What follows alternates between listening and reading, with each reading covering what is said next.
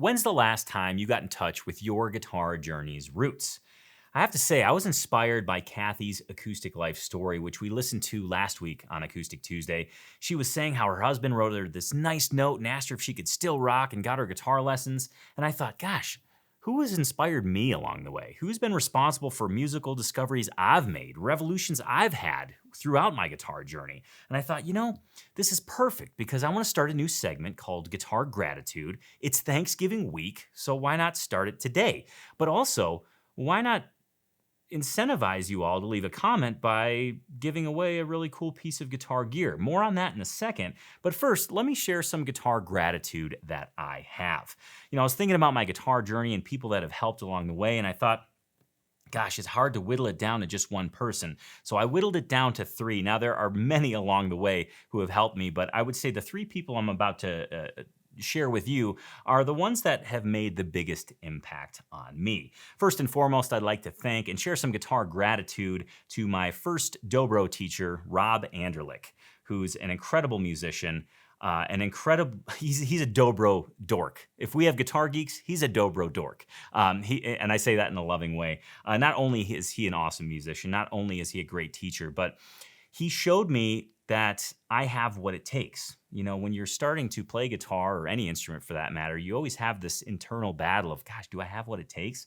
And the way that Rob teaches is that he urges you to find the confidence in yourself, to kind of figure it out. And I really appreciated that about the way that he teaches and the way that he kind of shares music with others. So thank you very much, Rob. My next person that I'd like to share some gratitude for is my old boss, Ted Parrish. He's currently in Viroqua, Wisconsin, and he's got a music store up there, Parrish Music.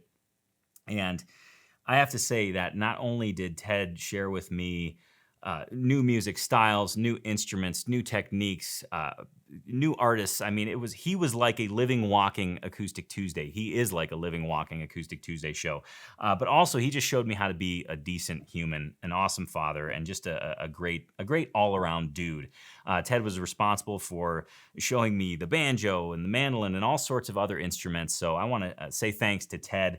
And also, one of the highlights, I have to say this, is that Ted and a bunch of us from the music store in Chicago, we went out to see Jeff Beck play in Chicago. I think it was at the Chicago Theater, and it was just one of those moments. I don't think I would have been at that show if it wasn't for Ted, and that exposed me to a whole different range of music that would have otherwise kind of been dormant in my eyes. And the last person I'd like to thank and share some guitar gratitude with is my dad. Not only did he teach me guitar, but he's also taught me how to be, I think, a pretty decent dude, an awesome father, and he's always been there to support me along the way. So thanks, Dad, for not only teaching me guitar, but setting a great example.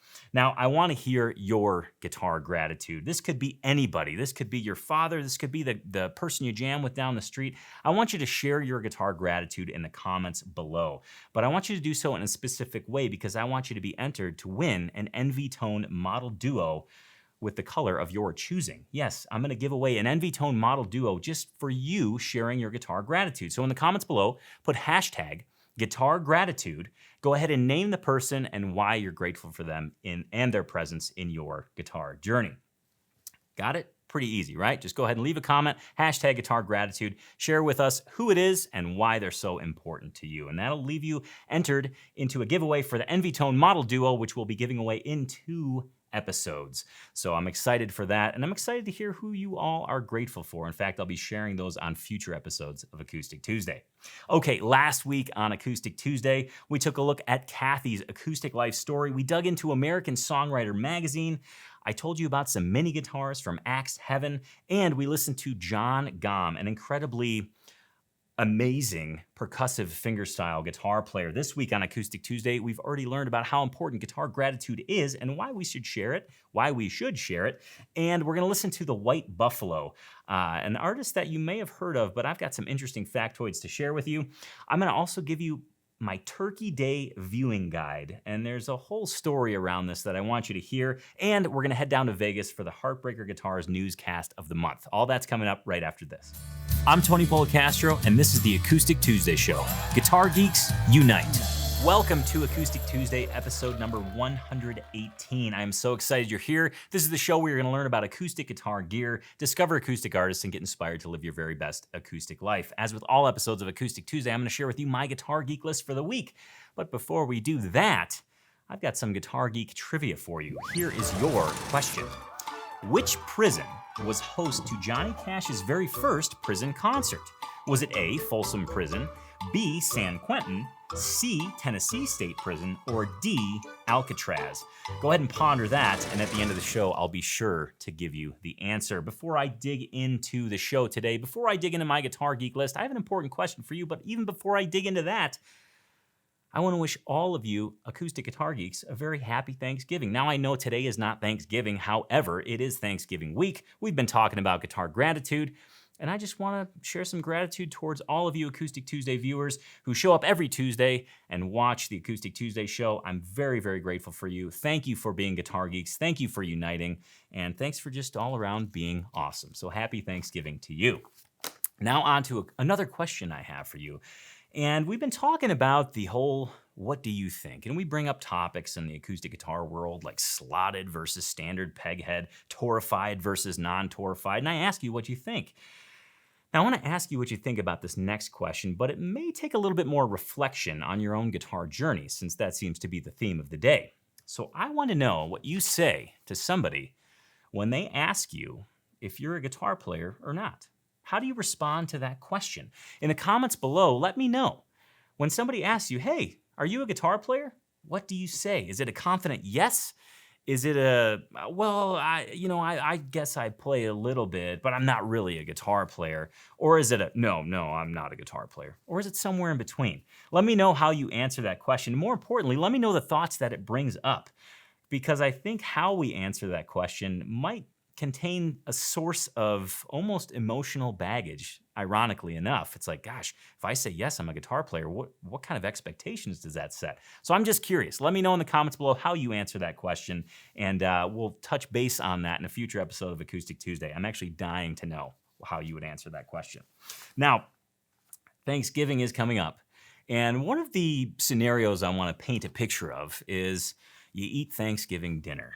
You have multiple plates, you take multiple trips back and forth to the kitchen. You round out that meal with not one, not two, but 3 pieces of pie, maybe some pecan pie, maybe some pumpkin pie, gosh, maybe some apple pie, throw in a little ice cream, maybe a popsicle at the end. I don't know, I'm weird, I like to do those kinds of things. And then you sit in this vegetative state. Football game is probably over at this point in time. You're not really comfortable moving around because, well, you're just too full. You can barely breathe, to be honest. You're right on the cusp of sleep, but you're still awake. What do you do with your time? Well, usually we watch a movie, and I thought, what better way to infuse guitar geekism to Thanksgiving than giving you a list of movies and showing you their trailers, movies you should consider that would be fun for the whole family, but also allow you to wave your guitar geek flag. So let's dig into some of these movies. The first one that I want to share with you is one I watched in the last month or so at Levi's recommendation. And I had mixed feelings about the movie. I'll get to those in a second, but first, let's have a look at the trailer for Echo in the Canyon. California was like this legendary paradise. This was the folk rock special. Laurel Canyon became this heavenly place. To be that close to the Sunset Strip, and yet you had to feel that you were in the country. It's beautiful.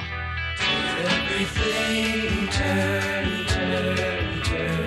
There is a season, turn. Laurel Canyon, it's like an open ticket to a studio, to a record, to everything. That's an incredible environment for a musician to be in. I fell in love with it.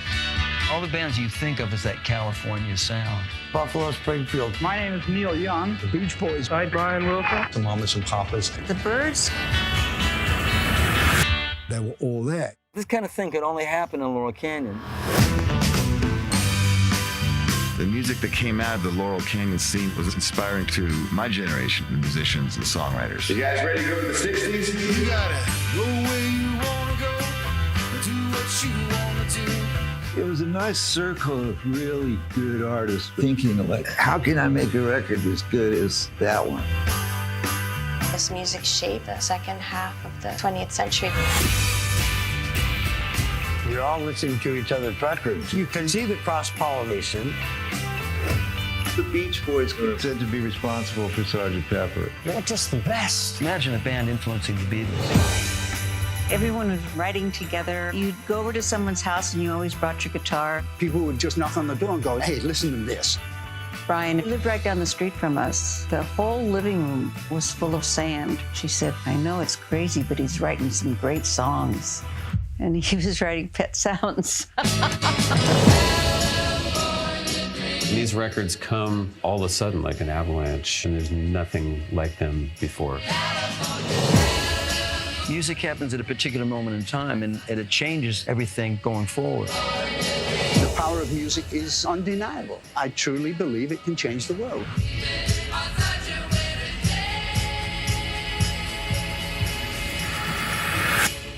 This is where big dreamers went to.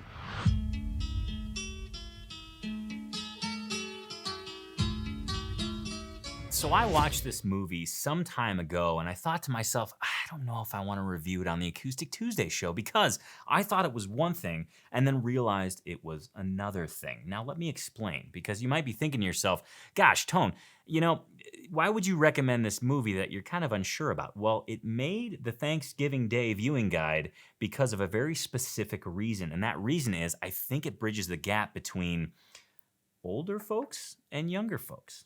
Because I thought it was going to be this history lesson on all of the amazing things that happened in Laurel Canyon. You've got the Beach Boys, Crosby, Stills, Nash and Young, Joni Mitchell, Jackson Browne, amongst many, many, many, many others. And it does offer that, but it also bridges this gap of the history and how it affects the current state of music. So I think if you're sitting in a situation at Thanksgiving when you've got, you know, yourself, maybe the younger kids, maybe some older folks, I think this is the type of documentary that everybody can watch and be like, wow, that was really cool. I think we're all better for watching that together.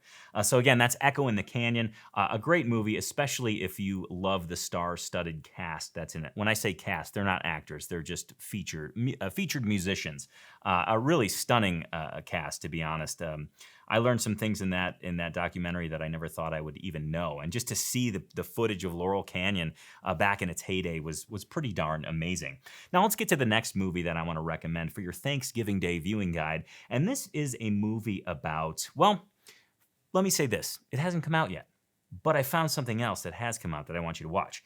A couple of months back, I saw in Rolling Stone that Ethan Hawke is responsible for directing and or starring in a movie about the Louvin brothers. It's going to be a biopic called Satan is Real. Now, it is not out yet, and if you're not familiar with the Louvin brothers, let me just give you the quick Cliff's Notes version.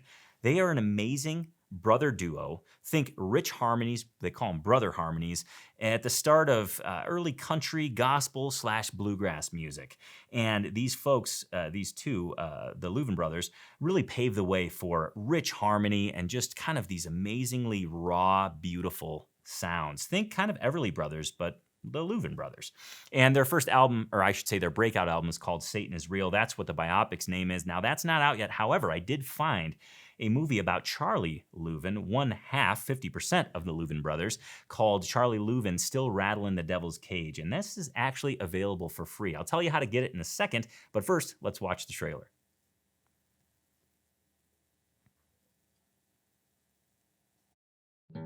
When I heard this song on the radio when I stopped dreaming, I like to wreck my car. I pulled it over the side as quick as I could. And I was an Ira and Charlie Louvin fan ever since.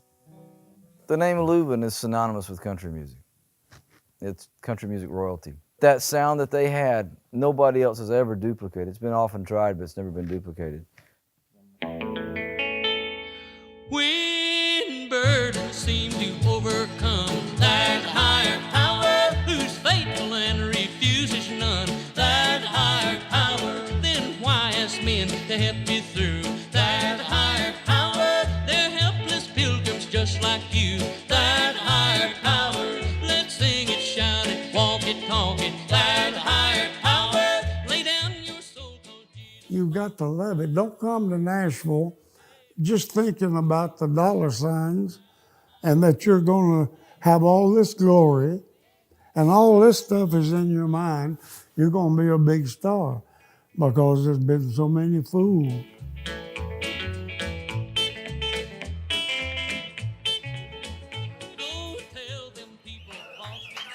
Please put your hands together and make welcome Charlie Louvin.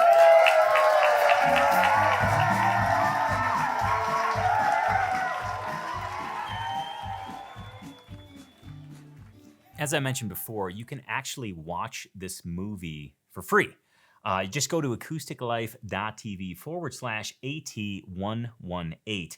And there's a link there that'll take you to that movie's webpage, and voila, you just sit down and watch it. I want to say it's about 50 minutes long, but really time well spent, because you not only get a sense of the Louvin brothers' history together, but you also get Charlie's take on everything and how he continued his career along the way, and how he kind of went through a dip or a plateau, or almost a kind of a dead end in a way, but then came back and started touring again. It's really cool and interesting piece of musical history right there. The next movie I have for you is one that is fun for the whole family. And I say this because if you've ever wondered about what happens at bluegrass festivals, what type of community is created from bluegrass festivals, why people continue to go to bluegrass festivals, this next movie is for you. It's called Fiddlin, and it takes place, I believe, at the Galax Fiddle Festival.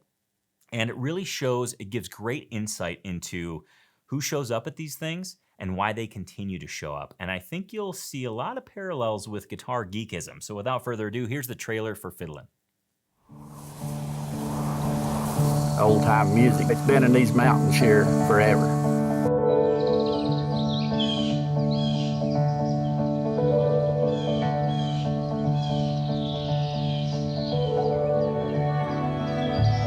Well, people are coming to Galax because they've heard about the Crooked Road and they've heard about music. Galax Fiddlers Convention, that's one of the oldest ones there is.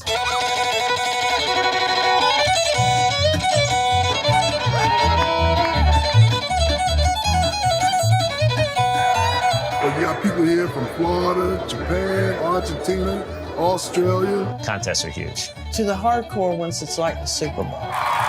We've competed for 9 years, and we have tried for 9 years to get that first place.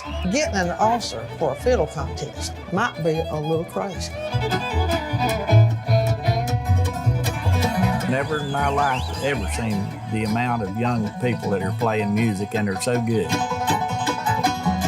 You know, this is community-based music. This is music of a place. Music's special. It's a medication that you can't buy in a drugstore. This music has saved my life. I feel like to keep the music going, you have to help the next generation and show them the beauty of this music. Yeah, I just hope to pass on the tradition to other young upcoming pickers when I get older. I don't think it'll ever die. I think it's here to stay, and I think there'll be people that want to play just as pure as they can play it.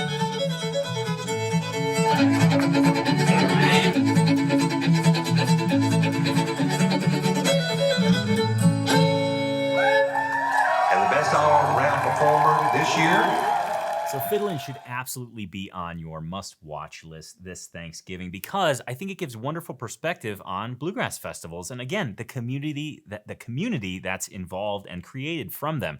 One of the things I think stops a lot of people in their tracks from going to something like that is they don't think they're going to be good enough, or they're not sure what they're going to run into. Well, this documentary really dispels all of that and shows you how much fun it is. It gives you the perspective from folks that have been there for years and years and years and years, and it also gives you the perspective of folks that are young and new to the music and new to even playing. So it's really cool. In fact, you might have seen in there, Wayne Henderson, amazing guitar builder, was featured in that documentary, as was young Presley Barker, who's a phenomenal flat picker. So really wonderful stuff there.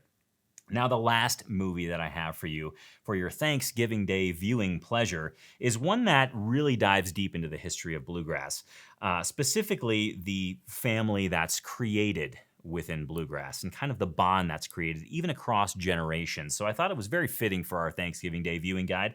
The movie is called, or the documentary is called, Big Family, A History of Bluegrass Music. It was recently put out by PBS. In fact, you can access it via their site, and I believe you can stream it for free as long as you're within the viewing area.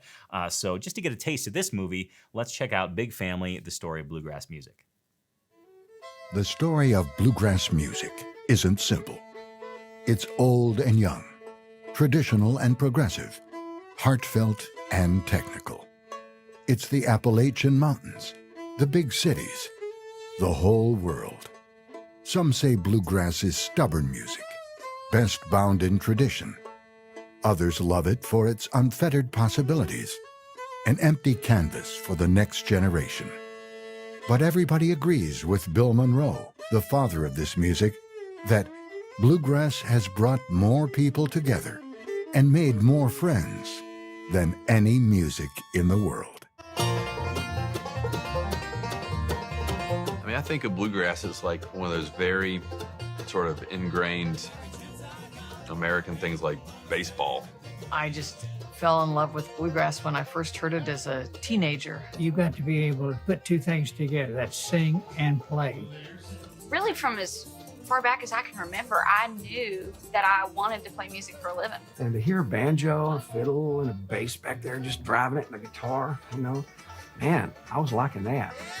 I think the fascination of music and the fascination of creating music overwhelmed any cultural boundary that threatened to stand in its way. What we love about bluegrass, I think, is that explosive creativity. You really feel something when you hear it. On came the opening theme, and I was like, wow, what is that? It has its own tonality. It's not like barbershop. It just goes right for the heart. Bluegrass music is the only genre where the fan has such access to the performer. They'll offer to cook you a meal. When's the last time Mick Jagger had a home-cooked meal on the road?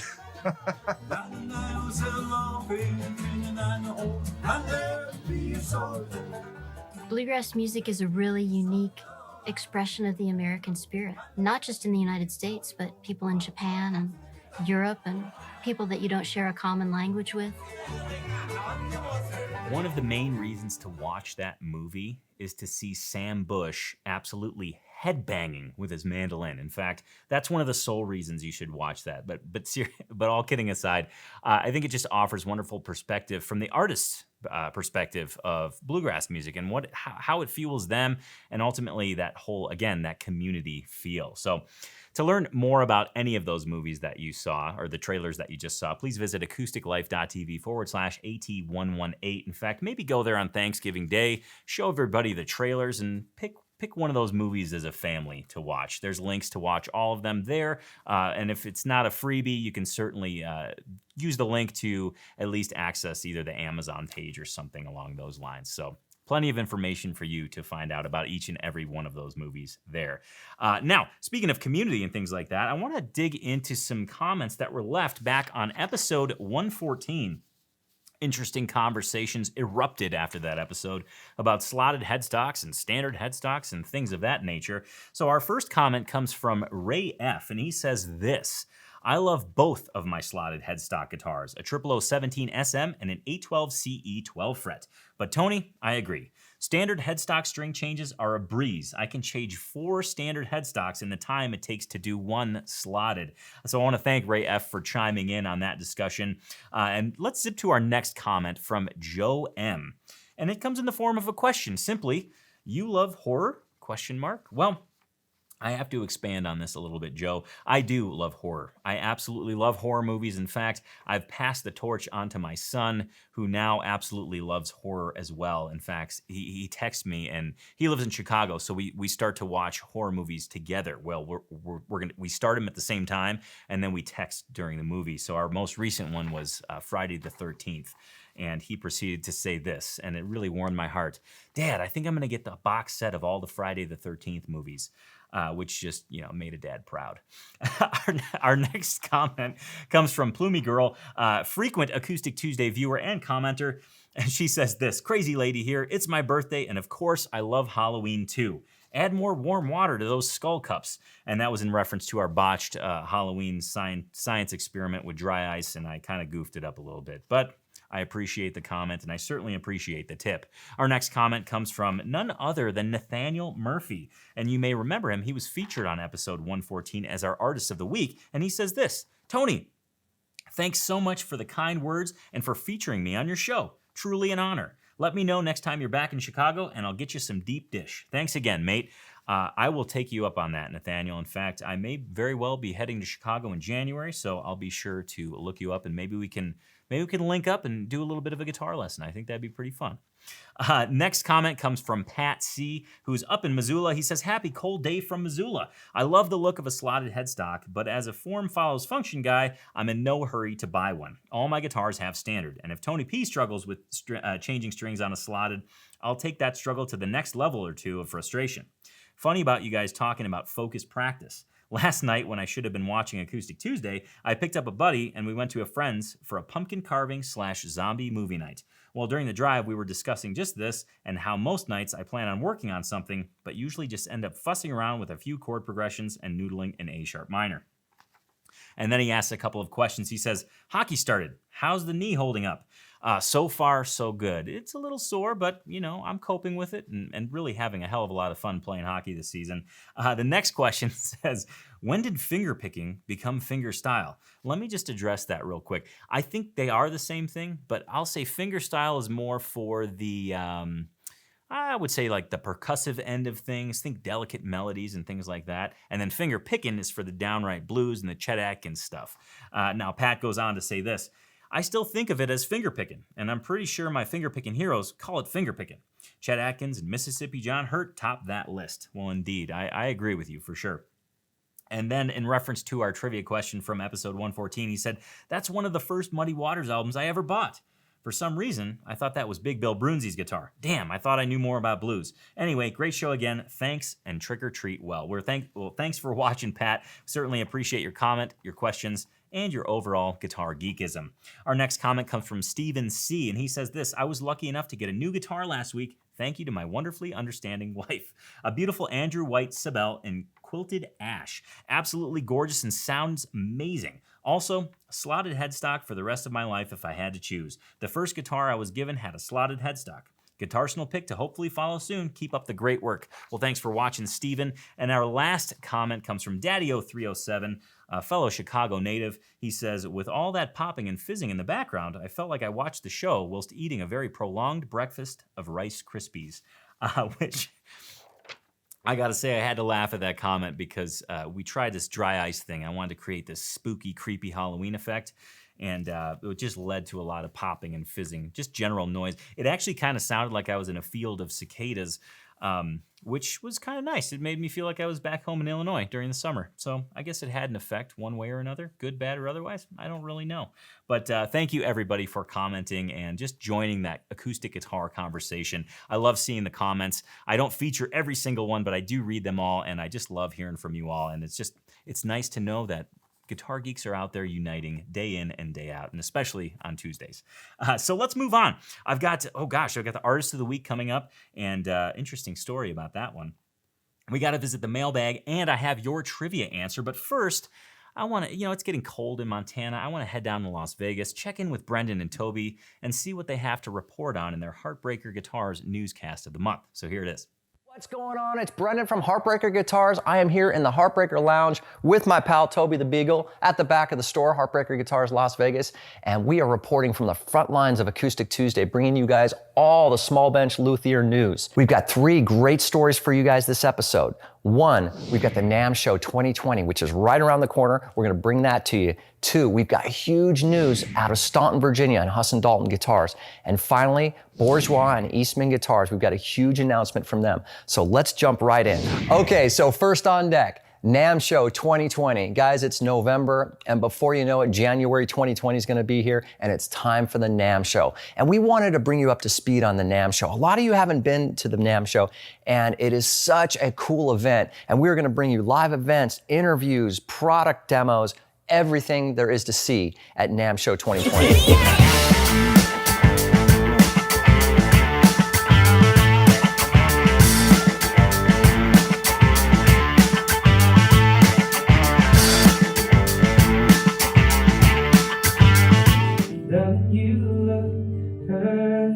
So what is the NAMM Show? It is probably the biggest music convention in the world. This is where the manufacturers, the retailers, the vendors, where everybody comes together for a one-time event that happens in January of every year. We are going to bring to you product demonstrations, interviews. We are going to take you on a tour of the entire convention center. We are going to bring NAMM 2020 to you. So if you've never been and you've never experienced it, we, Heartbreaker Guitars, are going to be there and we are going to bring it to you. Okay, guys, huge announcement coming out of Lewiston, Maine with Bourgeois Guitars. Dana Bourgeois has just announced a new partnership with Eastman Guitars. Now, there's a ton of rumors flying around on the internet right now, and people are freaking out. You know, they don't want their precious Bourgeois guitars made in China. None of that's happening. In fact, most of the information out there is incorrect that's on the internet. Basically, what's going on right now, all Dana has done is he has decided on a partnership with Eastman Guitars. Currently, Eastman Guitars is already distributing Bourgeois guitars in China, and that kind of all came together at the Shanghai Guitar Show. Now, basically, they are in discussions right now with how the future looks for Bourgeois Guitars and Eastman, okay? First off, Bourgeois Guitars.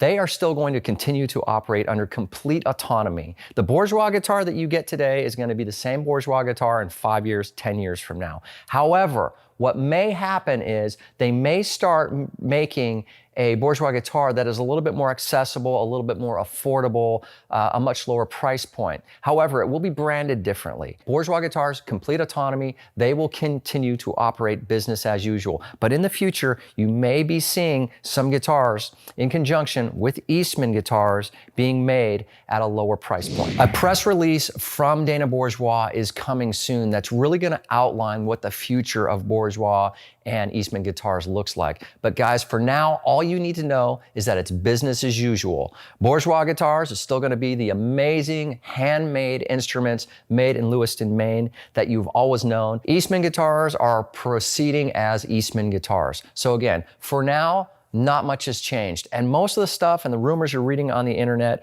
are quite honestly a lot of BS, okay?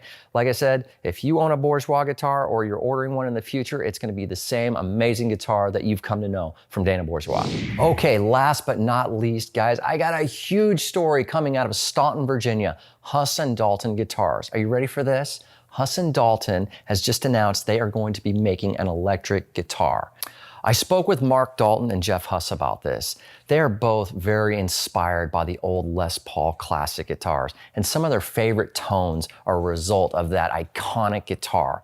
So they wanted to build something that was loosely based on that guitar, but they wanted to make it their own, something that was very much a Huss and Dalton signature.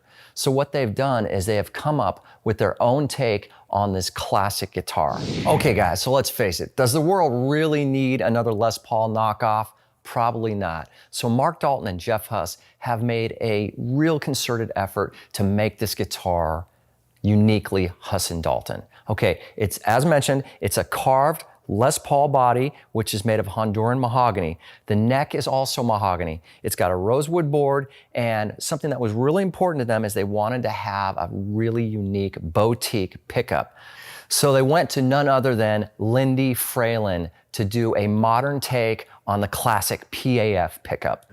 Okay, for the neck, as mentioned, all mahogany, but what's different about it? It's gonna be a little bit rounder, a little bit fatter than what you're used to on a standard Les Paul. You can expect the new Huss and Dalton electric guitar to be in stores December, January, and the official unveiling will be at NAMM 2020. So if you happen to be at the show, you're gonna be able to check that out. Okay, it's got a flame maple cap. Price tag, $4,800 retail, which means you're gonna see map pricing at about probably $4,300, $4,400. Guys, that's a wrap. Thanks so much for watching the newscast with Heartbreaker Guitars. Next month, we're gonna have even more cool stories for you guys. So this is Brendan and Toby the Beagle signing off from the Heartbreaker Lounge at the back of the store at Heartbreaker Guitars Las Vegas. Thanks for watching. Tony, my friend, back to you.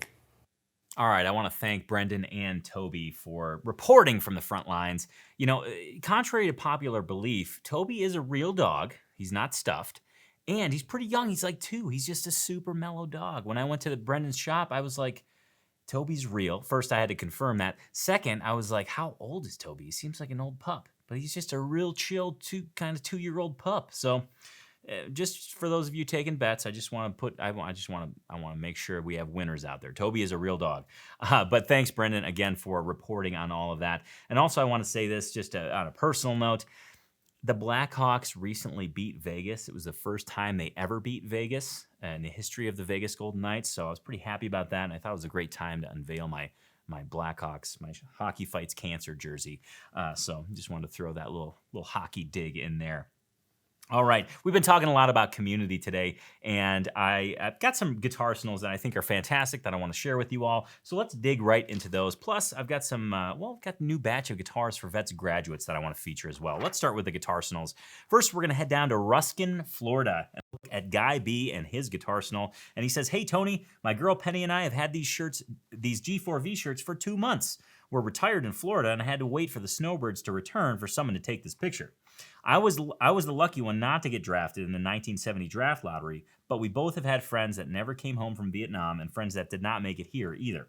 And we are so proud to help all the vets, the warriors that give us the freedom to wear these shirts. Now, as far as the guitars, I was also the lucky winner of the Andrew White guitar giveaway. Congratulations again. So pictured are the Andrew White, the famous Ovation that burnt up in the fire, and my girl's Martin.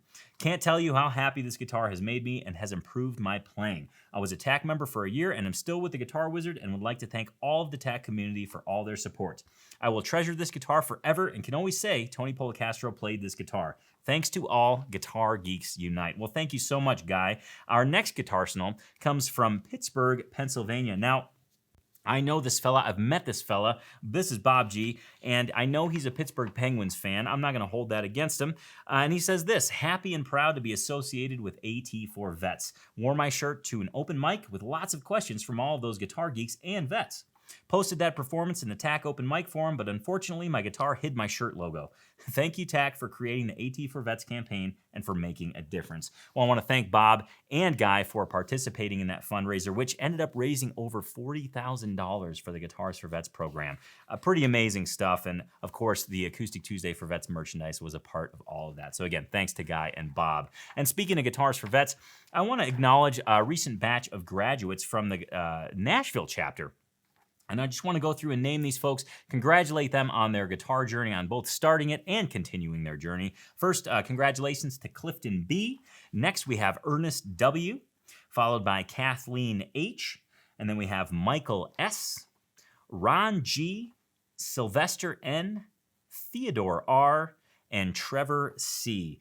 Congratulations to all those folks from the Guitars for Vets Nashville chapter, and a quick thank you to everybody involved in Guitars for Vets. And that goes from the folks organizing everything, even to the students participating in the program. So cool. And again, congratulations to the recent graduates. May your guitar journey continue, and welcome to the Guitar Geek fold. All right, moving right along. You know, it's been a busy week for the mail lady that comes to Acoustic Life headquarters. She just keeps coming in with more and more packages and letters, and I want to feature a few of them. So let's visit the mailbag. The first letter I got comes from Art A., who I believe is a Chicago native as well, and also a Blackhawks fan, if I'm not mistaken. And he says this: "As promised, or threatened, here is the tab and sheet music for my Fretboard Wizard project song. It's actually not quite a song yet, just the first half of the verse. The second half of the verse will repeat, the melody harmonized in double stops. I have a pretty good handle on that, but haven't written it down yet. After that, I'll try to compose a chorus or refrain to go with it, and then it will be a real song. Not exactly sure why I'm sending you this. Maybe because I've put a lot of effort and want to share. Maybe because I would have never done this without your instruction and encouragement. Only problem is, I'm now 3 days behind the song challenge, Beaumont Rag. It's going to be a very busy weekend. Cheers, Art A." And he did indeed send not only the standard notation version, but also the tabbed version, and he also transposed it to a new key. Art was in the Fretboard Wizard challenge that we recently did, where you kind of dig through some of the, well, I shouldn't say dig through. It's basically a simple fretboard theory class. If you want to write a song, if you want to have fun with your guitar, if you want to know what the hell you're doing, Fretboard Wizard is there to answer those questions. Art went through the program, and as you can see, he got some wonderful results. So I wanted to share that with you all. The next thing I got in the mailbag is something I pre-ordered some time ago, and I'm very excited about, because we will be talking about a songwriter that really chills my bones. This is another one. Benjamin Todd just released a new album. I pre-ordered it. I'm so pumped. The vinyl came in. The title is A Heart of Gold is Hard to Find, and I have to say, he just knocks it out of the park every single time. Between the inflection in his voice, the timbre of his voice, kind of the uniqueness of his voice, and the lyrics, wow, talk about a moment. You know, just put this record on and continually flip it. Don't worry if it's side A or side B, just keep flipping it and keep flipping it. It's pretty darn awesome. So thanks, Benjamin Todd, for making awesome, awesome music. And then lastly, talking about hockey, oh my goodness. Oh, I cannot wait to show you this next thing. This comes from Rob H. And I met Rob at the Acoustic Life Festival this last summer.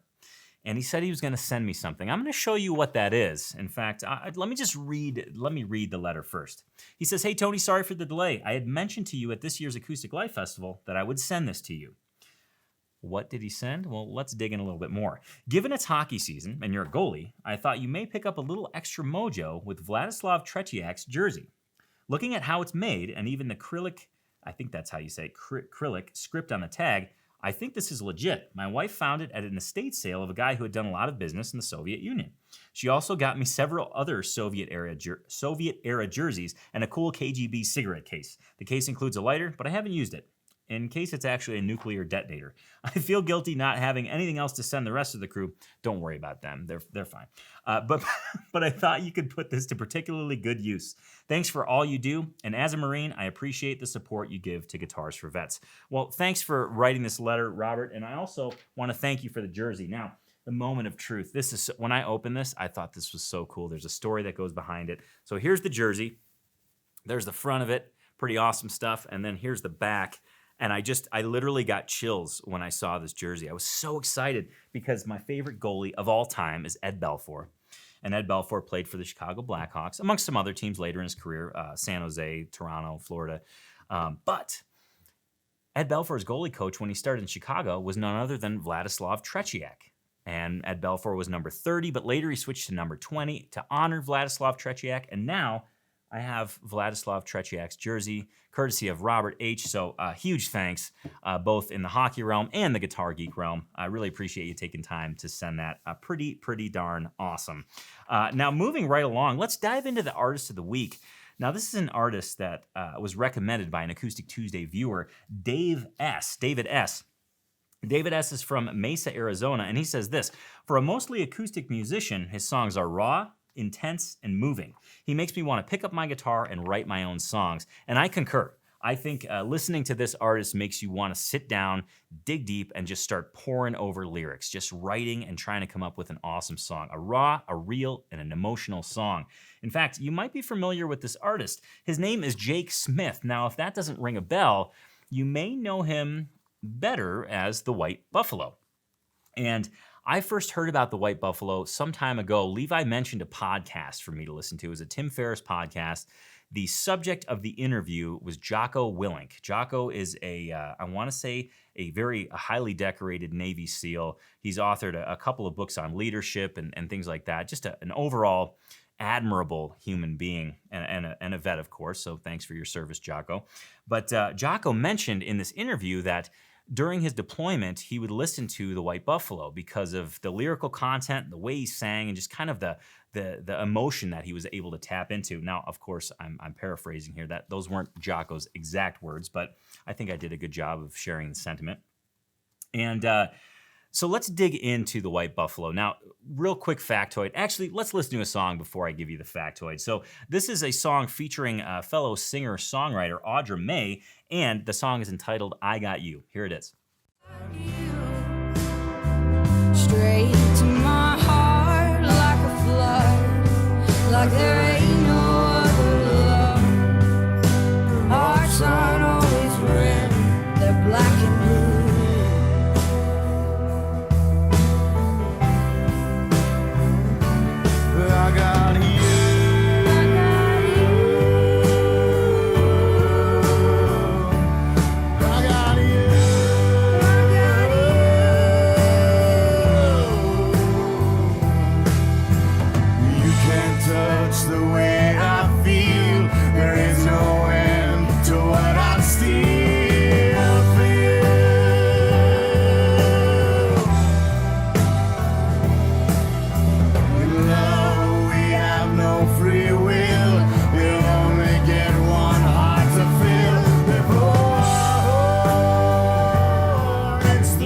say that was a comfy chair at one point, and it did not make it to Goodwill because she lit it on fire. And as you can tell, that was a music video, but a wonderful collaboration between those two. Great mix of voices. And speaking of voice, I want to isolate his voice for a second and talk about his guitar playing specifically. But before we do that, I want you to listen to this song so we can really get a great example of what he sounds like as a solo performer. So this song is called Last Call to Heaven. Let's have a listen.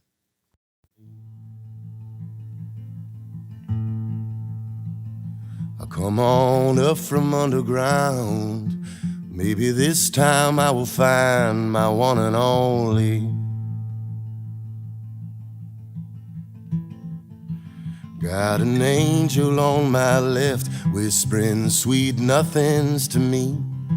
Got the devil on my right, says look who's back upon the scene.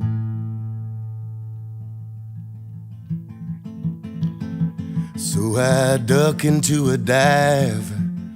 Well, 2 10s and a 5's all I got on me. So I sit down for a spell.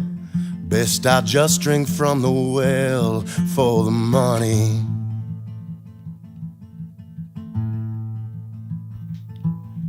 A drink for a drink, a heart for a heart.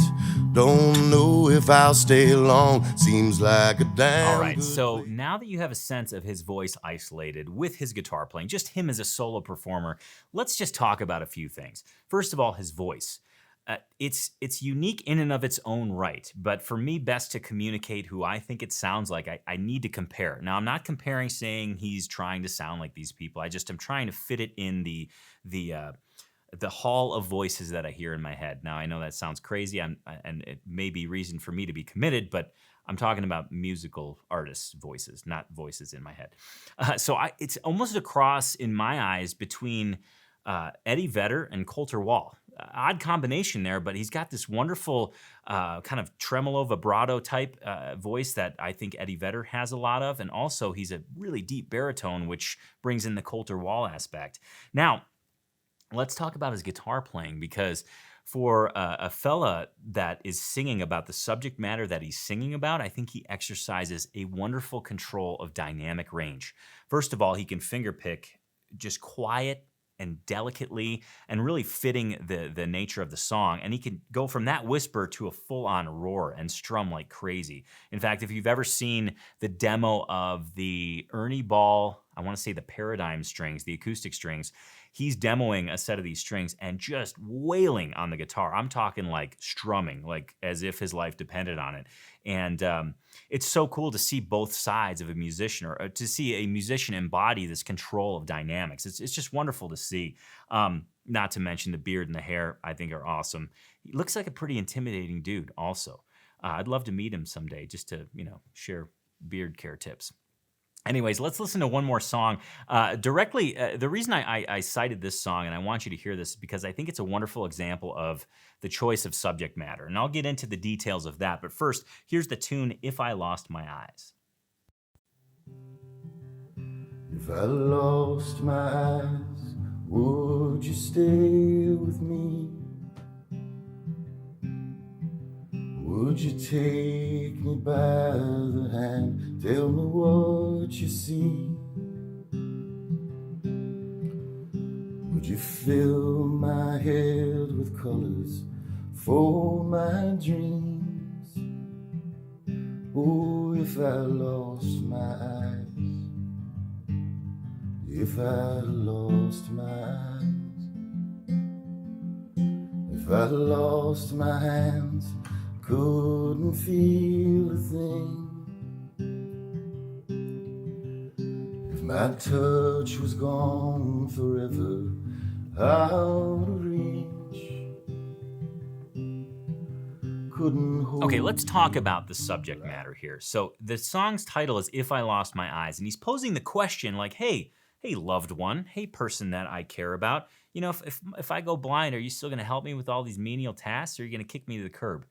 Now, again, I'm paraphrasing here. I'm not saying that's exactly what he means in the song, but just to dig into a question like that and kind of pose it in its most raw form, I think is just, it's kind of dark. He touches on these darker subjects, and I love that. I love being able to tap into that, and I love the way that he specifically does it, especially matching his voice, his guitar playing. Nice Taylor, by the way. I believe it's a 710, right when they came out with that unique sunburst finish, as well as the kind of that almost leather-looking pickguard. Very cool stuff.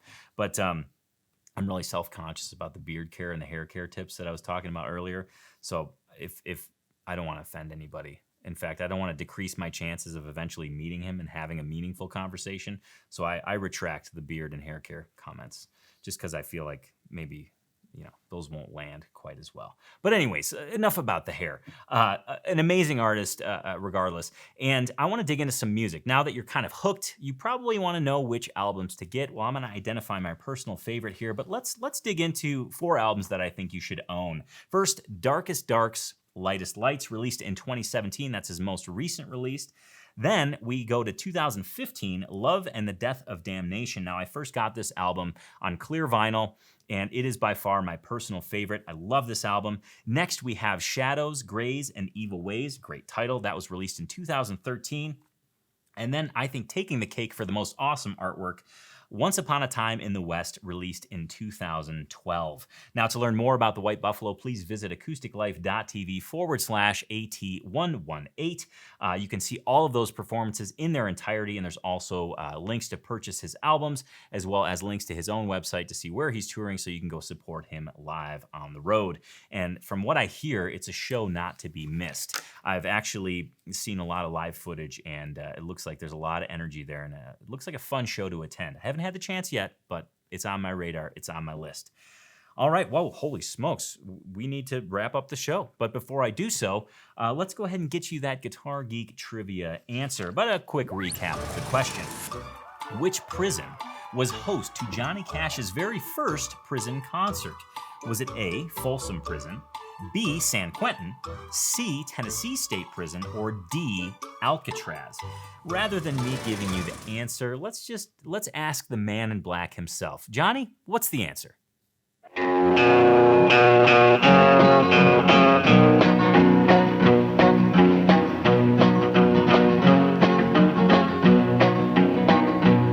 San Quentin, you've been living hell to me. All right, so if you answered B, San Quentin, you're correct. Johnny Cash began performing concerts at prisons in the late 1950s. He played his first famous prison concert on January 1st, 1958 at San Quentin State Prison.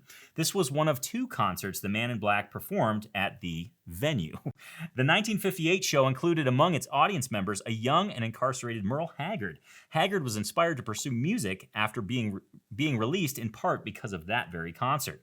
11 years later, on February 24th, 1969, Cash played another live concert for the prison inmates. The 1969 concert was released as an album, At San Quentin, and as a television documentary, Johnny Cash in San Quentin. These prison concerts, San Quentin and later Folsom Prison, led to a pair of highly successful live albums. Johnny Cash at Folsom Prison, released in 1968, and Johnny Cash at San Quentin in 1969.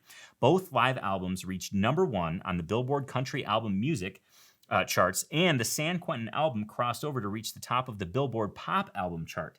In 1969, Cash became an international hit when he eclipsed even the Beatles by selling 6.5 million albums. Holy smokes, awesome stuff. I can't believe it. I was doing research for that question, and I was just blown away. Because I think of the Beatles as like the top of the peak. And then to hear that Johnny Cash just went ahead and surpassed them. And then to read the number, 6.5 million albums, at a time when people had to leave their house, go to the record store, purchase an album. That's incredible. This isn't people just sitting at home clicking a button. This is people going to the record store, getting their hands on an album, feeling good about it, skipping home, putting it on the turntable. I digress. Pretty awesome facts. I'm a trivia junkie, as you can probably tell at this point in time. Well, we've knocked this puck around. This puck that is Acoustic Tuesday. We passed it from our own defensive zone, across the blue line, gave it to the center, who forged into the zone, split the D, shot it top shelf, bar down, and scored a goal.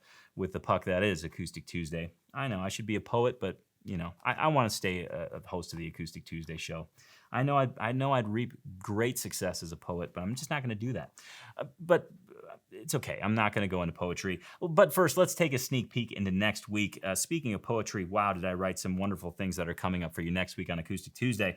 We're going to listen to a musical offering from a deceased mastication aid.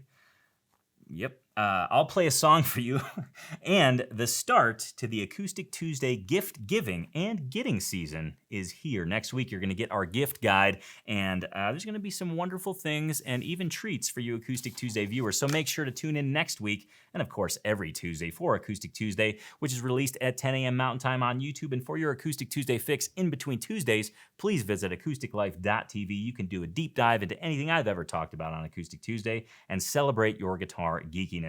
Thank you so much for sharing your time with us today. Thank you so much for being a guitar geek. And remember, Guitar Geeks Unite. Cheers, and I'll see you next Tuesday.